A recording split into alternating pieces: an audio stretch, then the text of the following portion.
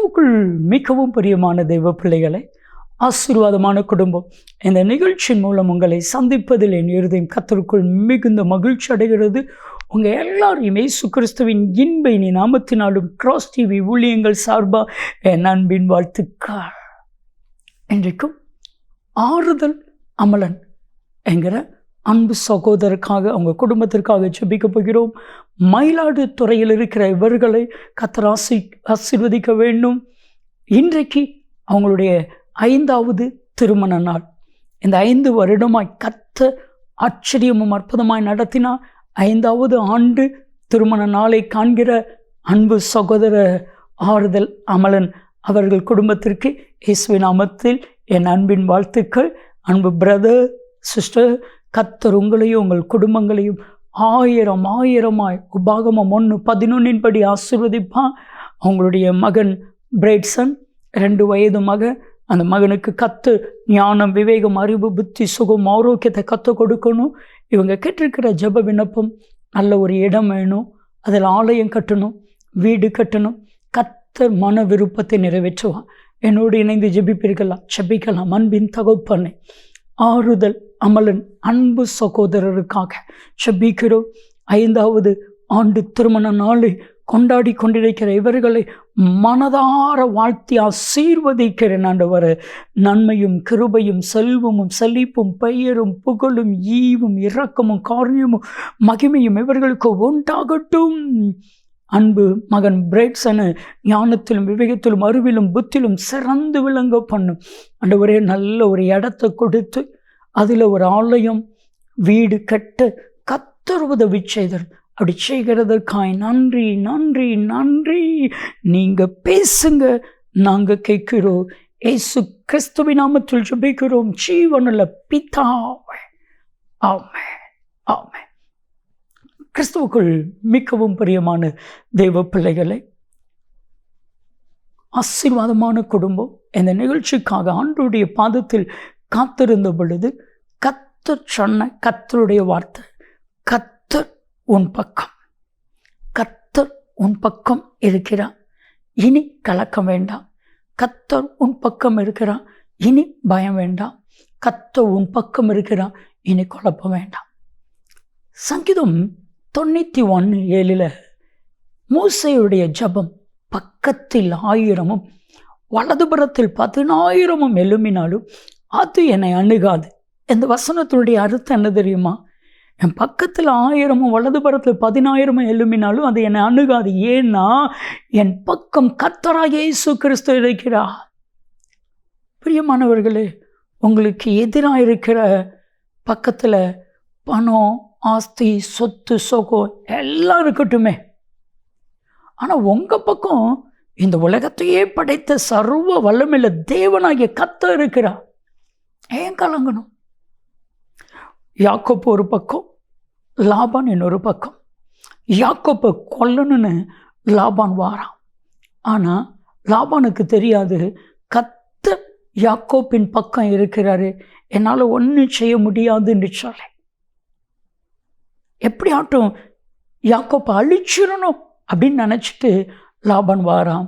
கர்த்தர் தரிசனமாகி, நீங்கள் வாஸ்து பாருங்க, ஆதியாகமம் 31:19 லாபானே சொல்கிறான், உங்கள் தகப்பனாகிய கர்த்தர் தரிசனமாகி யாக்கோப்போடு நன்மையை அன்றி தீமை ஒன்றும் பேசாதபடி எச்சரிக்கையாகிரு என்று கடிந்து கொண்டான். கர்த்தர் யாக்கோப்பின் பக்கம் இருந்தார். என்னைக்கும் சர்வ வல்லமையுள்ள தேவன் உன் பக்கம் இருக்கிறார். யாரும் உங்களை ஒன்றும் செய்ய முடியாது. நம்ம நினைக்கிறோம்ல, என் பக்கம் ஒன்றுமே இல்லை, உண்மையாகவே பணம் இல்லை, உண்மையாகவே ஆள் பலன் இல்லை, உண்மையாகவே அரசியல் பலன் இல்லை. ஆனால் இதெல்லாத்தையும் காட்டிலும் மேலான ஒன்று இருக்குதுல்ல, சர்வ வல்லமையுள்ள தேவன் உங்கள் பக்கம் இருக்கிறாருங்க. ஏன் கலங்குறீங்க? என்னாகமம் 16வது அதிகாரம் முழுவதையும் நீங்கள் வாஸ்து பார்த்தீங்கன்னா ஒரு காரியம் தெரியும். மோசைக்கும் ஆரோனுக்கும் எதிராக 3 மனிதர்கள், பெரிய மனிதர்கள், தாத்தான், கோராக்கு, அபிராம், இந்த 3 பெரிய மனிதர்கள் எழும்பினாங்க. ஆனால் கர்த்தர் மோசையின் பக்கம் இருந்தார். இவங்க 2 பேருக்கும் பயங்கர சண்டை வருது. அப்போ தான் கர்த்தர் சொல்கிறாரு, இஸ்ரவேல் ஜனங்களை ஆரோன் பக்கத்தை விட்டு ஓட சொல்ல. மோசே சொன்ன உடனே இஸ்ரவேல் ஜனங்கள் எல்லாரும் அந்த அபிராம், கோராக்கு, தாத்தா இவர்கள் பக்கத்தை விட்டு ஓடினாங்க. 2 பேருக்கும் யுத்தம்.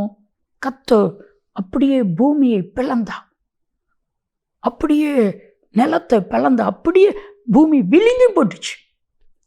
அப்பந்தான் இஸ்ரவேல் ஜனங்கள் ஒரு காரியத்தை கண்டு கொண்டாங்க, கர்த்தர் மோசேயின் பக்கம் இருக்கிறா. இப்போ மக்கள்லாம் யார் பக்கம் வந்துட்டாங்க? மோசேயின் பக்கம் வந்துட்டாங்க. ஏன் கலங்குறீங்க? நம்ம நினைக்கிறோம்ல, எனக்குன்னு சொல்லி யாருமே இல்லை, எனக்குன்னு பேசுறதுக்கு யாருமே இல்லை, எனக்குன்னு உதவி செய்கிறதுக்கு யாருமே இல்லை. திருமணமாகி தூத்துக்குடிலேருந்து சென்னைக்கு சென்ற ஒரு தங்கச்சி, அவள் சொன்னா, அண்ணன் கல்யாணம் ஆகி நான் சென்னைக்கு போகிறேன், அங்கே கூட்டு குடும்பம், என் கணவர் மாத்திரம்தான் கடைசி மகன், நான் தான் கடைசி மருமகள், மீதி எல்லாரும் என் கணவருடைய அக்காமார். என் அக்காமார் தான் டாமினேட் பண்ணுறாங்க அந்த வீட்டை. என் பக்கம் ஒருத்தரும் இல்லைண்ணே. என்னைய அடிச்சு போட்டா கூட கேட்குறதுக்கு யாருமே இல்லை. ஆண்டவர் என்கிட்ட சொன்னார், இங்கே நடக்கிற, இந்த வீட்டில் நடக்கிற எந்த காரியத்தையும் உங்கள் அப்பா அம்மாட்ட சொல்லக்கூடாது. கரெக்ட். நான் ஆண்டவர்கிட்ட மட்டும் சொல்லுவேன். பகலெல்லாம் பிரச்சனையாக இருக்கும், நைட்டில் போய் ஆண்டவருடைய சமூகத்தில் கத்தறி அழுவேன், ஆண்டவரே என் பக்கம் ஒருத்தரும் இல்லையே, ஏசு என் பக்கம் வருவா, நான் உன் பக்கம் இருக்கிறேன். ஆனால் ஆண்டவருடைய கிருபையினால் ஒவ்வொருத்தராக என் பக்கம் வந்தாங்க. என்னுடைய கணவருக்கு 4 அக்காமார். கடைசி அக்கா என் பக்கம் வந்து எனக்கு சப்போர்ட் பண்ணாங்க. கடைசியில் பார்த்தா இப்போ நான் என்ன சொல்கிறேனோ அது அத்தனை பேரும் ஏற்றுக்கொள்ளும்படிக்கு என்ன குடும்பத்தில் பெரிய மனுஷியாக கத்த மாற்றிட்டார். காரணம் ஒன்றே ஒன்று, என் பக்கத்தில் கத்த இருக்கிறாரண்ணே. உண்மை பிரியமானவர்களே, நீங்கள் கலங்குறீங்களா? உங்ககிட்ட யாரும் இல்லைன்னு சொல்லிட்டு, உங்களுக்கு உதவி செய்யறதுக்கு யாரும் இல்லைன்னு நினைக்கிறீங்களா? கலங்காதீங்க, நினைக்காதீங்க. உங்கள் பக்கம் கத்த இருக்கிறார், அதை மறந்துடாதீங்க. 2 ராஜாக்கள் 6வது அதிகாரம் 15-16 வசனத்தை நீங்கள் வாசித்து பாருங்க. எலிசாவுடைய வேலைக்காரன் கூச்சல் போடுகிறான். ஏன்னா காலையில் எழும்பி அப்படியே வெளியே வந்து பார்த்தா சீரியருடைய இராணுவம் அவனுடைய கூடாரத்தை சுற்றிலும் இருக்குது. கத்துறான், ஐயோ ஆண்டவனை என்ன செய்வோம்? எலிசா வாராரு, கூலா சொல்றாரு, அவர்களோடு இருக்கிறவர்களை பார்க்கிலும் நம்மோடு கூட இருக்கிறவர்கள் அநேகம். அவ்வளோதான், இந்த இராணுவமே சரண்டர் ஆகிட்டு. உங்களுக்கு விரோதமா உங்களை சுற்றிலும் பிரச்சனைகளா, அதை காட்டிலும் பெரியவர் உங்கள் கூட இருக்கிறார். செபிக்கலாமா? அன்பின் தகப்பன கத்த இவர்கள் பக்கம் இருக்கிறபடியினால் 1000-10,000 பிரச்சனைகளும் இவர்களை அணுகாது. அப்படியே நிச்சயிக்கிறதற்காக நன்றி நன்றி நன்றி. உங்கள் நாமம் மாத்திரம் மகிமைப்படட்டும். இயேசு கிறிஸ்துவின் நாமத்தில் ஜெபிக்கிறோம் ஜீவனுள்ள பிதாவே, ஆமென் ஆமென். நன்மையும் கிருபையும் ஆசீர்வாதங்களும் நிச்சயமாக உங்களை தொடரும். ஆமென் ஆமென்.